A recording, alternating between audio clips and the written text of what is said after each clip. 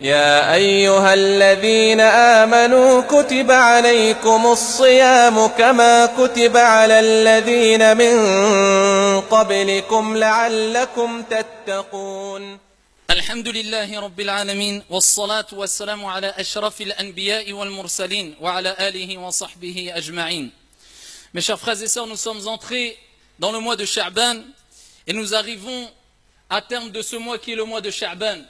Un mois qui est entre Rajab et Ramadan, comme nous l'a enseigné le prophète alayhi afdalus salati wa azkat taslim, lorsqu'il dit que le mois de Sha'ban est un mois entre Rajab et Ramadan, et un mois dont beaucoup de gens agissent avec inattention, avec quelquefois détournement malheureusement des bonnes actions, agissent avec un délaissement des bonnes actions, peut-être parce qu'ils se disent on attend de se préoccuper du mois du Ramadan, et ceci était une erreur bien sûr pour ceux qui l'ont fait et qui ont agi ainsi, car c'est pendant ce mois que les actions sont présentées au Seigneur des mondes, comme l'a enseigné le prophète alayhi salatu wassalam. Mais là, dans tous les cas, on arrive à la fin de ce mois qui est le mois de Sha'ban, et ici nous avons Ramadan, ce grand mois, ce mois rempli de trésors et de bienfaits et de mérites. Eh bien ici nous arrivons ici à ce mois qui est le mois de Ramadan. Ramadan est aux portes, Ramadan ala al-abwab. Eh bien nous devons accueillir ce mois de Ramadan avec fierté, avec douceur, avec préparation, avec piété, avec repentir et avec joie. Car ici, ayyuhal akhyar, ce mois béni qui a été institué par notre Seigneur Tabaraka wa Ta'ala, qui a été légiféré par notre Seigneur Tabaraka wa Ta'ala, eh bien va nous permettre de nous rapprocher de notre Seigneur Tabaraka wa Ta'ala, de sortir de ce mois peut-être avec plus aucun péché. Au contraire, bien au contraire, avec des millions et des millions de bonnes actions, de millions et des millions de hasanat, insha'Allah tabaraka wa ta'ala, pour celui et celles qui auront réussi à profiter. Ahibbati fillah, nous nous approchons de ce mois béni, dont le prophète alayhi afdalus salati wa azkat taslim a parlé, et dont Allah jalla wa ala a parlé. Allah, dans le Saint-Coran, a fait l'éloge de ce mois, lorsqu'il dit « Shahru Ramadan, alladhi unzila fihi al-Qur'an, hudan lin-nas, wa bayyinatin min al-huda wal-furqan » et nous rappelle le mérite de ce mois, la valeur qu'a ce mois auprès de lui, notre Seigneur Tabaraka wa Ta'ala, lorsqu'il dit le mois du Ramadan, Shahru Ramadan, alladhi unzila fihi al-Qur'an. C'est pendant ce mois, au cours de ce mois, que le Coran, le Saint-Coran a été révélé et descendu sur notre noble messager, Muhammad ibn Abdillahi alayhi salatu wassalam, par l'intermédiaire de l'ange Gabriel, l'ange Jibril alayhi salam. Ce mois, ayyuhal akhyar, est un mois béni. Et le jeûne de ce mois a été légiféré par notre Seigneur Tabaraka wa Ta'ala. Et disons de façon générale, le jeûne a été légiféré pour les musulmans et pour les générations qui nous ont précédés. Comme pour les prophètes qui ont précédé le prophète Muhammad alayhi salatu wassalam. Allah Jalla wa Ala le rappelle quand il dit dans le Coran, Ya ayyuhalladhina amanu, kutiba alaykum as-siyam, kama kutiba ala alladhina min qablikum, la'allakum tattaqun. Allahumma ja'alna min al-muttaqin. Allah Jalla wa Ala dit, oh vous qui avez cru, eh bien le mois du Ramadan a été prescrit pour vous, comme il a été prescrit à celles et ceux qui vous ont précédés. Donc ce n'est pas quelque chose de nouveau le jeûne.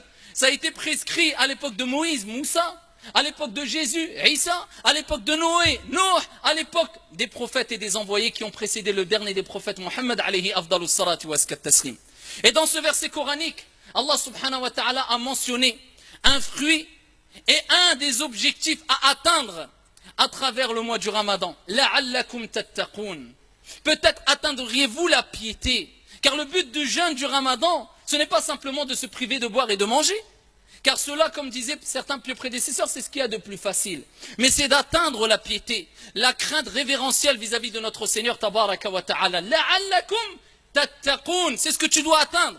Et at-taqwa, taqwa Allah Tabaraka wa Ta'ala, eh bien c'est le fait, selon tes capacités, avec sincérité et véracité, eh bien de t'éloigner des actes de désobéissance, en t'efforçant d'obéir au plus et au mieux à ton Seigneur Tabaraka wa Ta'ala, sans laxisme et sans extrémisme, tout le temps en utilisant et en usant de cette voie qui est al-wasatiyya, la joie, la voie du juste milieu, qui est une voie remplie de joie aussi. Ayyuhal akhyar, Allah subhanahu wa ta'ala a parlé du mois du Ramadan dans le Saint-Coran, et le prophète alayhi salatu wassalam en a parlé aussi dans de nombreux récits prophétiques très connus, Et il nous rappelle les bienfaits du mois du Ramadan dans de nombreux récits prophétiques authentiques. Et on va en parler, Inch'Allah tabaraka wa ta'ala, par la suite. Et cela nous poussera à accueillir ce mois du Ramadan avec une crainte pieuse et à sortir du mois du Ramadan, Inch'Allah, avec encore plus de crainte pieuse. Et cela est parmi les fruits et les objectifs du mois du Ramadan. La'allakum tattaqoun. Ayyuha al-akhyar, parmi les fruits et les objectifs à atteindre à travers le mois du Ramadan, il y a aussi le fait de se rendre compte des bienfaits de notre Seigneur Tabaraka wa Ta'ala sur nous et de nous pousser à être plus reconnaissants et ne pas être ingrats. Car ici, comme il est dit, La ya'rifu qadra ni'ma illa man faqadaha. Personne ne connaîtra vraiment la valeur d'une chose, d'un bienfait, que lorsqu'il la perdra. Eh bien, celui qui est emprisonné, eh bien, il donnera de la valeur quant à la liberté ou à la liberté ou concernant la liberté ou le fait d'être en liberté, comme celui qui est en liberté ne pourra pas le faire. Celui qui est privé de nourriture, eh bien, ici, il donnera de l'importance à la nourriture, comme celui qui a de la nourriture ne pourra pas lui donner de l'importance. Celui qui est privé d'une bonne santé, il donnera de l'importance à la bonne santé, comme celui qui n'est pas privé de cette bonne santé ne pourra pas donner. Et ainsi de suite, il a akhiri, etc. Et c'est pour ça qu'Allah subhanahu wa ta'ala veut nous faire prendre conscience des bienfaits, des énormes bienfaits qu'il nous a donnés à travers le mois du Ramadan. Et parmi ces meilleurs des bienfaits, ces plus grands des bienfaits, parmi, je dis bien, le fait de boire et de manger. Et ici, on a tendance à oublier cet énorme bienfait, alors qu'il y a des millions de personnes aujourd'hui, pendant que je vous parle, qui meurent de faim et de soif, ou qui sont prêts à mourir, ou presque à mourir, ou proches de la mort, dû à quoi? À la faim et à la soif. Mais nous, on veut boire, eh bien on ouvre le robinet. Nous, on veut manger, on ouvre le frigo, on a une facilité. Et le mois du Ramadan nous permet de nous rendre compte de ce bienfait. Tu aimerais manger quelque chose qui te plaît, c'est humain, c'est licite, il n'y a pas de problème. Mais ce qui te retient, c'est quoi? Taqwallahi tabaraka wa ta'ala, la crainte pieuse. Et cela te permet de te rendre compte du bienfait de la nourriture. Combien de fois tu remercies Allah de t'avoir permis de boire et de manger? Combien de fois tu remercies Allah Azza wa Jalla de t'avoir permis ici d'avoir un toit où tu peux ici retrouver ta famille tranquillement au moment de l'iftar pour boire et manger? Combien de fois il a akhiri? Et n'oubliez pas que la reconnaissance est ce qui est appelé la préservatrice, celle qui préserve. Car plus tu es reconnaissant, plus Allah préserve et augmente tes bienfaits. Et moins tu es reconnaissant, plus tu es ingrat, et plus il y a de chances qu'Allah Azza wa Jalla fasse dissiper et disparaître, ya Abdallah, tes bienfaits et tes mérites. Donc, ushkur rabbak. C'est le mois de la reconnaissance. C'est le mois où tu t'éduques et tu apprends à ton âme à être reconnaissant et dire toujours Alhamdulillah. Comme disait le messager d'Allah alayhi salatu wassalam, dans toute situation, même les plus difficiles, il disait Alhamdulillahi ala kulli hal.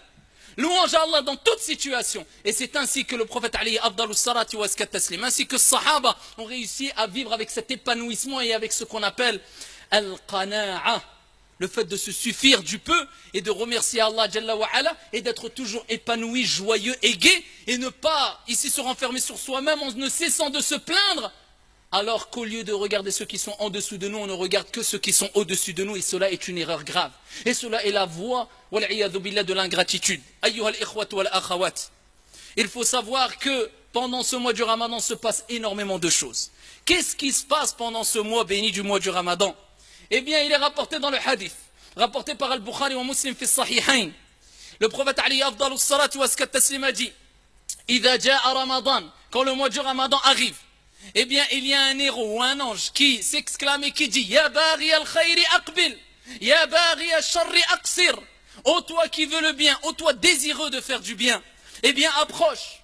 Ô toi désireux de faire du mal, eh bien, recule, abstiens-toi. La place ici, c'est pour ceux qui veulent faire du bien. Pas de place pour les paresseux qui ne veulent pas faire du bien. Pas de place pour les méchants et les gens qui veulent s'écarter de leur Seigneur Tabaraka wa Ta'ala pendant le mois du Ramadan. Ya bari al-khayri aqbil. Ô toi qui veux le bien, approche. Et l'ange dit, ô toi qui veux le mal, abstiens-toi, recule. Et le prophète dans le même hadith, il dit alayhi salatu wassalam, ensuite les portes du paradis s'ouvrent. Les portes du paradis s'ouvrent, des portes dont tu ne peux imaginer leur beauté, leur grandeur. Ya Abdallah, il y a au paradis ce que œil n'a jamais vu, ce que esprit humain n'a jamais imaginé, ce que cœur n'a jamais ressenti. Toutes les portes du paradis s'ouvrent et toutes les portes de l'enfer se ferment. Et les shayatines, les diables, comme disent les ulama, ce sont les plus néfastes. les plus méchants, les plus influents, eh bien, sont enchaînés. Allah Jalla wa Ala te fait ce cadeau, ya Abdallah, pour te faciliter le repentir, pour te faciliter à accomplir des bonnes actions et ne pas tomber dans des péchés. Eh bien, shayatin, eh bien, ici sont enchaînés dans une autre version. Le prophète alayhi salatu wa salam dit non seulement les portes du paradis sont ouvertes, mais toutes les portes de la miséricorde sont ouvertes aussi. Abwabur Rahamat, eh bien, ils sont ouverts, ya Abdallah, profite, abshir, réjouis-toi, ya Abdallah, wa sulsilati shayatin. Et les shayatines sont enchaînés. Le prophète alayhi salatu wa salam nous rappelle, ayyuhal akhyar aussi, que pendant ce mois béni, chaque nuit, au moment de l'iftar, Allah tabaraka wa ta'ala, comme il aura été dans le hadith rapporté par Ahmad wa ghayru bisanadin sahih, il a franchi des serviteurs du feu de l'enfer. Toutes les nuits, dans un autre hadith, rapporté par Al-Bayhaqi, fi Shu'ab al-Iman, jugé bon par l'imam Al-Munziri, rahimahullah ta'ala, le prophète alayhi salatu wa salam a dit ici que chaque nuit, au moment de l'iftar, eh bien, Allah Jalla wa Ala a franchi 60 000 de ses serviteurs du feu de l'enfer. Chaque nuit. Ce qui revient à peu près environ à la fin du mois, plus d'1,8 million serviteurs affranchis du feu de l'enfer. Et il dit alayhi salatu wa salam, le dernier jour de Ramadan, au moment de l'iftar, eh bien Allah subhanahu wa ta'ala a franchi le même nombre qu'il a affranchi durant tout le mois. Ce qui nous renvoie encore à 60 000 fois 30, comme a dit alayhi salatu wa salam, ce qui nous renvoie à 1,8 million, plus 1,8 million, plus de, ou proche de 4 millions, un peu moins de 4 millions de ses serviteurs. Et dans un autre hadith, avec une chaîne de transmission jugée faible par un grand nombre de muhaddithines et bonne par certains, le prophète aurait dit, eh bien, que chaque nuit, il y a 1 million qui sont affranchis du feu de l'enfer. Chaque nuit du Ramadan, c'est le mois de la miséricorde, le mois du pardon, le mois qu'Allah Jalla wa Ala a choisi pour te faciliter le repentir et l'avancée et le fait de t'approcher de ton Seigneur Tabaraka wa Ta'ala. Des cadeaux du miséricordieux, car Allah, il sait que kullu bani Adam khata. Et il sait que wa khuliqal insanu da'ifa. Tout être humain fait des erreurs et l'être humain, il a été créé faible.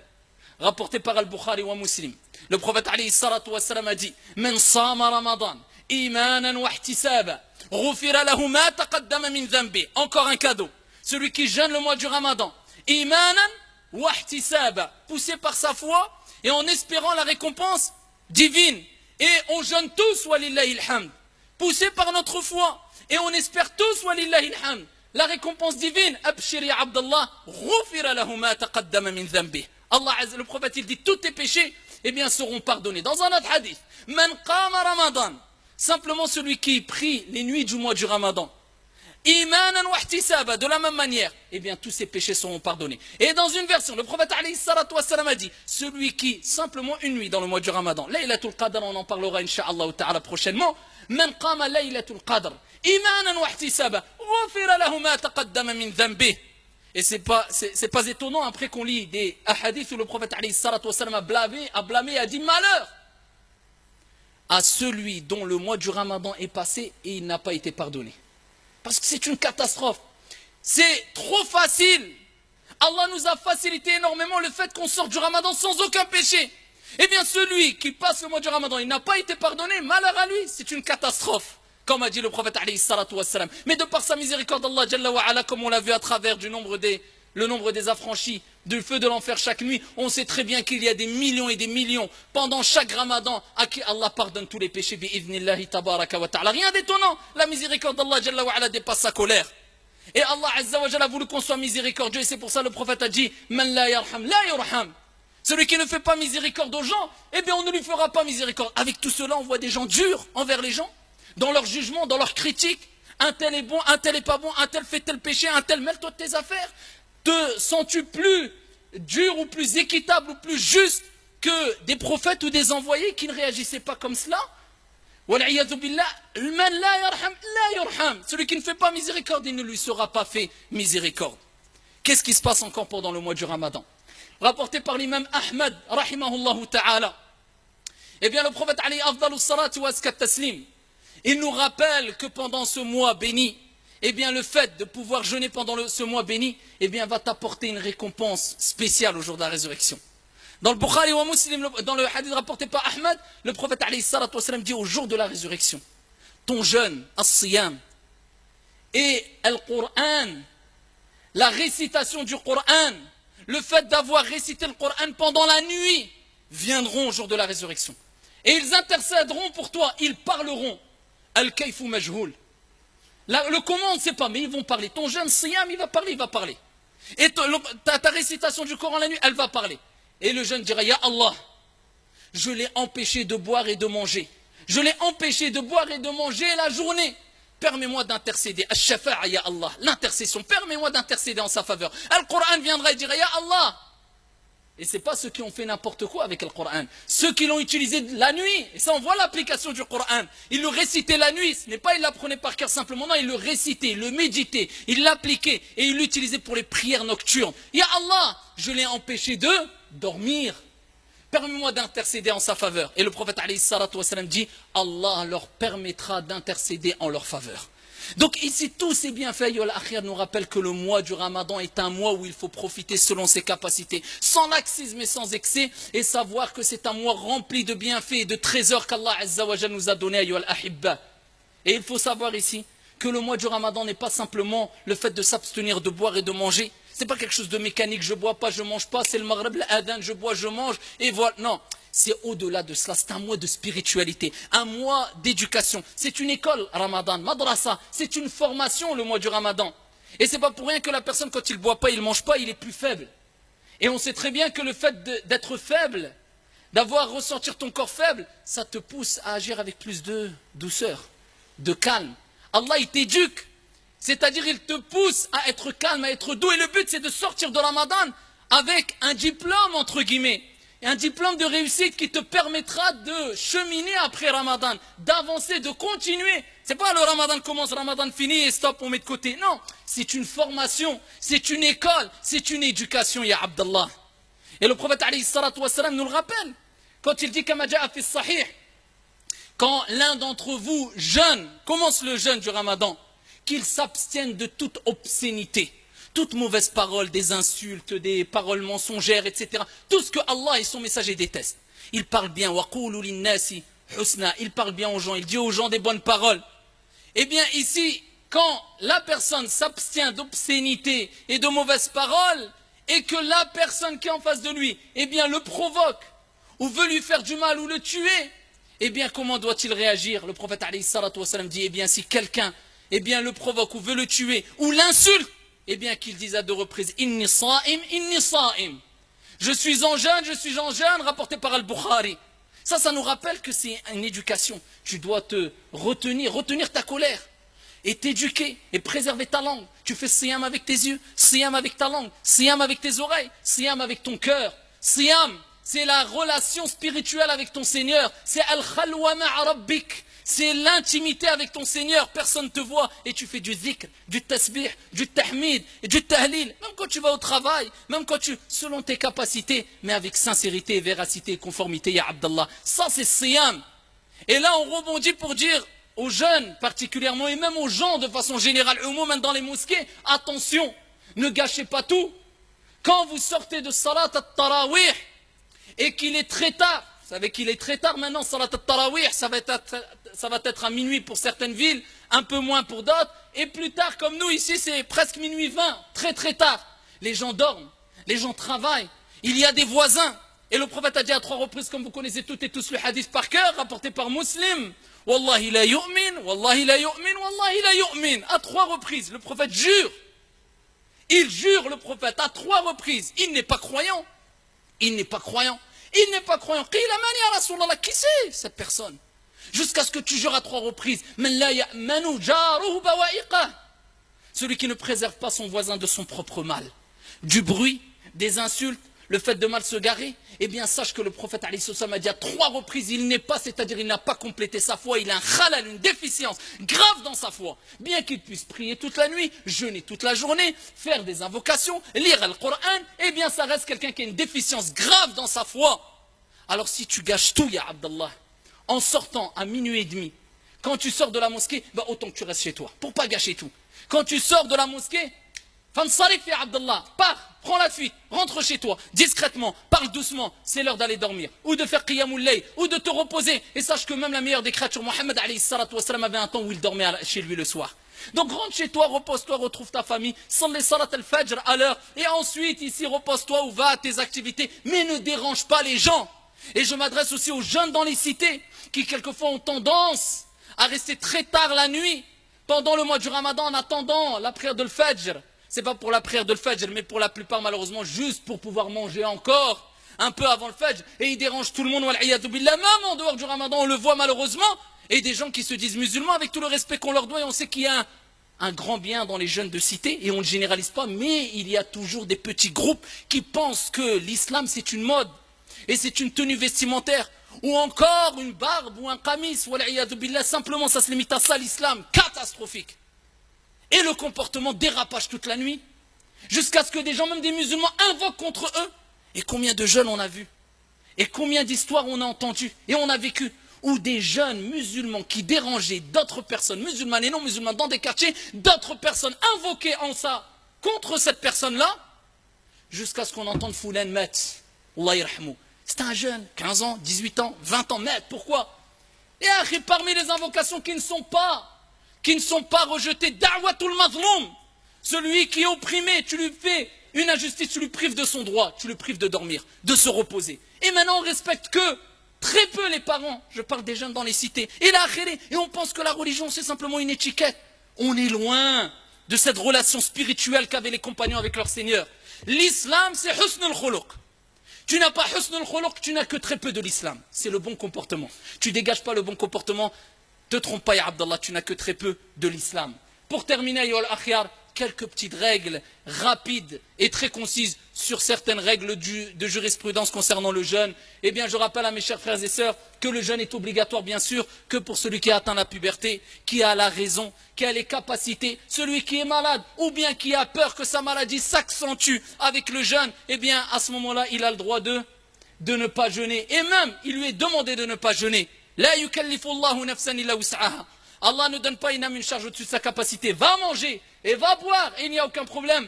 Et ici, à toi de rattraper ici les jours que tu n'as pas jeûné après le Ramadan, quand tu pourras le faire et au plus tôt cela sera meilleur, incha'Allah ta'ala. De même, la femme qui est enceinte ou la femme qui est à l'aide, eh bien comme on dit al-ulama, et ça c'est Inda al-Jumhur, et ça c'est al-Mashhur fi madhabina, fi madhabi l'imam Malik rahmatullahi alayh, elle est considérée comme une personne malade. Et Allah Jalla wa Ala dit فَمَنْ كَانَ مِنْكُمْ مَرِيضًا أَوْ عَلَى سَفَرٍ فَعِدَّةٌ مِنْ أَيَّامٍ أُخَرٍ. Celui qui est malade ou en voyage, eh bien il rattrape ici un nombre équivalent après le Ramadan. Donc la femme qui ne peut pas, la condition c'est qu'elle ne peut pas, elle craint pour elle ou pour son enfant. Eh bien ici, si elle allait ou elle est enceinte, à ce moment-là, eh bien elle est autorisée de boire et de manger et elle rattrape obligatoirement après, eh bien ces jeûnes qu'elle n'a pas jeûné. Et de même, celui qui est en voyage, al-Musafir, eh bien, il a le droit de ne pas jeûner. Mais il y a des conditions. Et parmi ces conditions, c'est qu'il faut qu'il quitte la ville dans laquelle il est. Il a quitté la ville avant Salat al-Fajr, Qabla al-Fajri. Sinon, s'il part à Dhuhr et il voyage, il n'a pas le droit de couper le jeûne. Parce que le prophète a dit, Innamal a'malu binniyat. Les actions ne valent que par leur intention. Et ici, tu dois avoir l'intention de faire le jeûne. Une fois obligatoirement au début du Ramadan, et c'est préférable de le faire chaque nuit pour le lendemain. Et donc pour pouvoir voyager en coupant ton jeûne, il faut qu'avant que la journée rentre, eh bien tu aies mis l'intention de voyager et que tu sois sorti. Sinon tu as commencé la journée de jeûne obligatoire. Tu ne peux pas annuler un acte obligatoire, un pilier, en sortant et en prétendant le voyage. Donc tu dois sortir avant le Fajr, en ayant mis l'intention de voyage. Et ici, si ton voyage dépasse 80 km, certains 81, d'autres disent 88, d'autres un peu moins, et ça c'est chez les 4 écoles où ils ont mis une distance. Et chez les Malikites, 80 ou 88 km, tu es voyageur.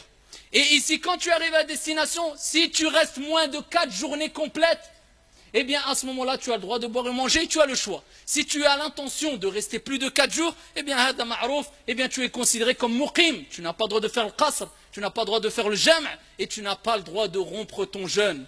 Parmi ici les petites règles de jeûne, celui qui veut faire une prise de sang, ou alors ce qui est apparenté à ce qu'on appelle al-hijama, les ventouses, eh bien ici c'est autorisé dans le madhab de l'imam Malik, عند الجمهور, une prise de sang, si tu sais que ça ne va pas nuire à ta santé, c'est-à-dire tu sais que tu vas le supporter haute, eh bien c'est autorisé de le faire. Pareil pour les piqûres que tu dois faire, tant que ce n'est pas des piqûres nutritives, il n'y a aucun problème عند الجمهور de le faire. Amma si c'est une piqûre nutritive, cela annule le jeûne bien sûr. Et tout ce qui concerne la ventoline, etc., eh bien al-ulama al-mu'asiroun, ils ont donné des fatawas qui autorisent, car ils disent que cela s'apparente à ce qu'on appelle al-madmada. Quand tu fais le madmada, tu fais les ablutions, il y a quelques restes d'eau que tu vas garder impérativement dans ta bouche. Et ici, la ventoline, c'est un ensemble d'air et de gouttelettes d'eau, si on veut, c'est apparenté à cela, et de plus ça ne parvient pas à l'estomac mais aux poumons. Cela, il n'y a pas de mal, insha'Allah tabaraka wa ta'ala. Et il y a d'autres règles qui se traitent dans les cours de jurisprudence, mais c'est simplement un petit résumé très concis et bref. Et je terminerai avec le fait de dire à mes chers frères et sœurs d'augmenter ad-du'a fi Ramadan, car le prophète alayhi salatu wa salam a dit, kama rawahu al-Bukhari wa Muslim fi as-sahihayn, thalathatun, 3 personnes, ici, da'watuhum la turad, leur invocation n'est pas rejetée. Et le prophète alayhi salatu wa salam a commencé par dire, as-sa'imu hatta yuftir, ici celui qui est en jeûne jusqu'à ce qu'il rompe son jeûne, son invocation elle est acceptée insha'Allah ta'ala. Wal imamu al-adil, le prophète alayhi salatu wa salam a dit, et l'imam ici qui est juste, qui est équitable. Et il termine alayhi salatu wa salam pour dire wa da'watul mazloum, et l'invocation de celui qui est opprimé.